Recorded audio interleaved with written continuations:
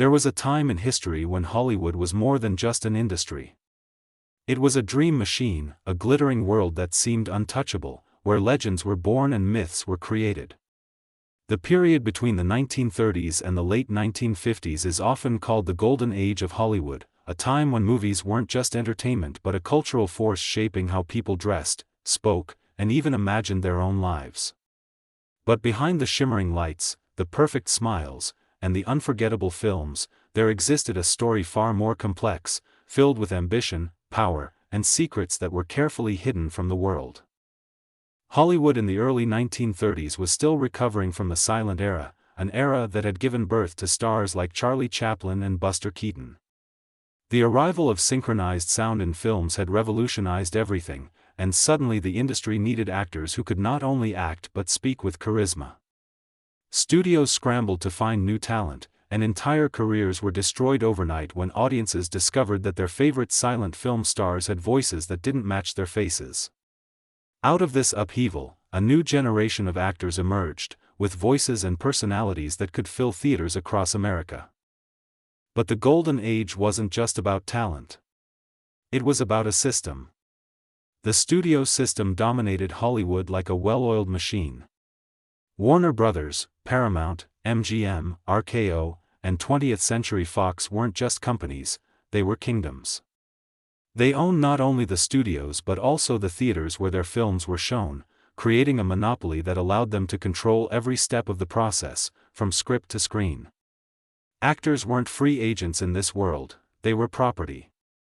Studios signed them to long-term contracts, sometimes 7 years at a time, dictating what roles they played, how they looked, and even how they lived. Stars were groomed, their images polished to perfection, and their private lives carefully managed to avoid scandal. The glamour of this system was undeniable. Audiences believed in the magic because they weren't allowed to see the flaws. MGM's motto, "More stars than there are in heaven," wasn't just a slogan, it was a promise, and for many fans, it felt true.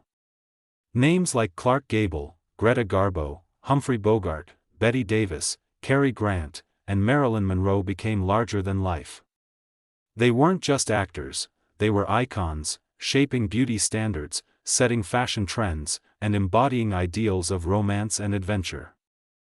Yet, behind the carefully constructed image, the reality was far more complicated. Studios used contracts not only to control their stars but also to suppress any behavior they deemed inappropriate.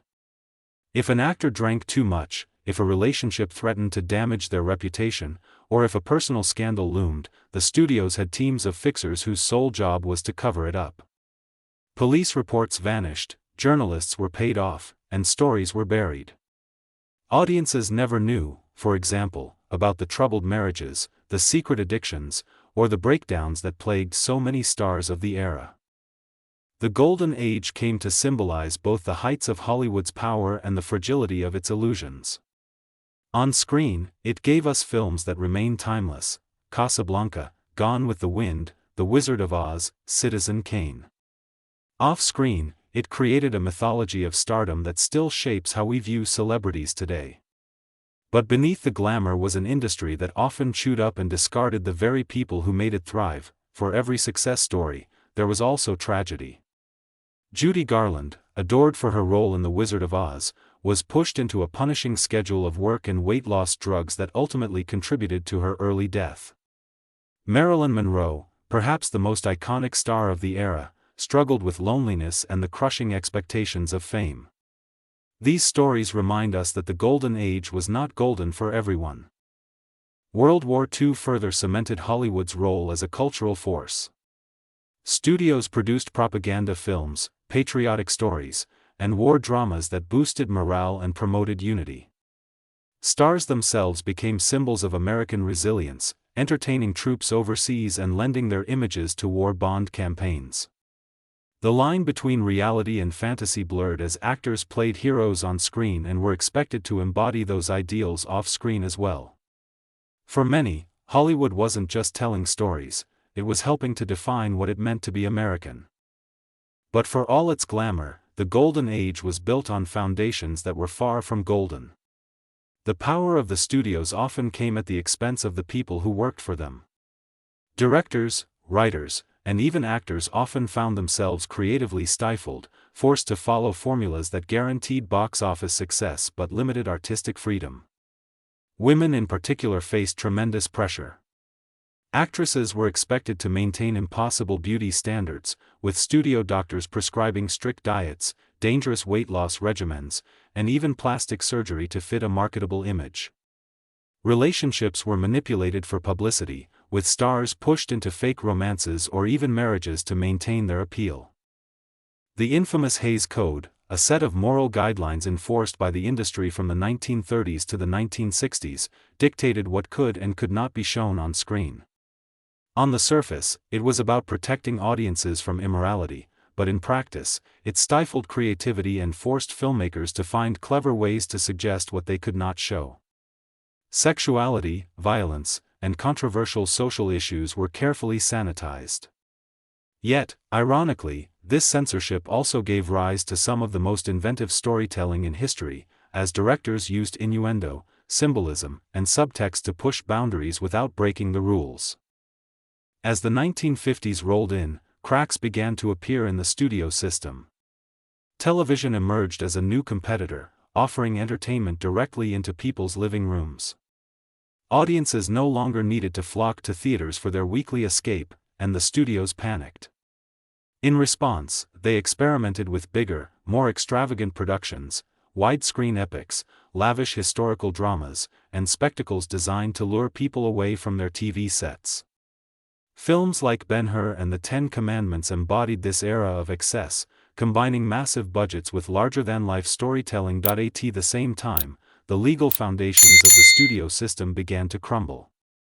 A landmark Supreme Court ruling in 1948, known as the Paramount Decision, forced studios to divest themselves of their theater chains, breaking the monopoly that had sustained them for decades. Suddenly, studios no longer controlled the entire pipeline, and the old way of doing business became unsustainable. Actors, once bound by contracts, began to demand independence, and many succeeded in becoming free agents who could choose their own projects. The Golden Age also coincided with an America that was changing rapidly.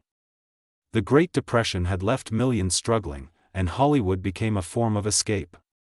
People who could barely afford food still managed to scrape together enough for a movie ticket, because for a few hours in a darkened theater, they could live in another world. Films of the 1930s and 1940s reflected this need. Musicals dazzled with their lavish sets and synchronized dances. Screwball comedies offered laughter when it was most needed. Gangster films tapped into anxieties about crime and poverty, while romances promised the kind of love that seemed unattainable in real life. And yet, perhaps that is part of why it remains so fascinating. The Golden Age of Hollywood was never just about movies. It was about a dream, a collective fantasy that offered hope, escape, and inspiration to millions. It was about the tension between illusion and reality, about the price of perfection, and about the power of storytelling in shaping culture. Even as the system that created it collapsed, the legacy endured. Modern Hollywood is built on its foundation, both the triumphs and the mistakes. When we watch those old films today, we see more than just moving images in black and white or Technicolor. We see the echoes of a world that believed in the power of cinema to change lives, to uplift spirits, and to create myths that would outlive their creators.